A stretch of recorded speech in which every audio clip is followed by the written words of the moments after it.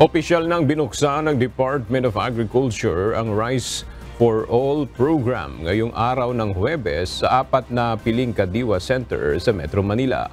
Ang mga ito ay sa FTI Terminal sa Taguig, Liano Kadiwa Store sa Caloocan, Kadiwa Store sa Potrero, Malabon at Kadiwa Store sa Bureau of Plant Industry sa Maynila. Layon ng programa na maisakatuparan ang pagkakaroon ng abot-kayang pagkain ng mga Pilipino, lalo na ang bigas.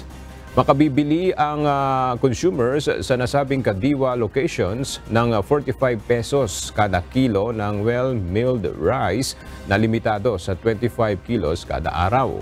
Ayon sa DA, magkakaroon sila ng listahan ng mga bumili kada araw upang maiwasan ang posibleng pagsasamantala sa programa.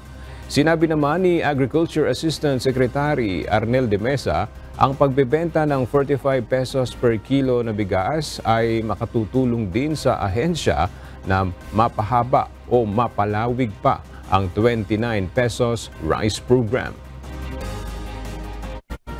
Nakita naman natin na unti-unti dumadami yung mga locations natin at nagiging popular na itong P29, and hopefully yung Rice for All maging ganun din.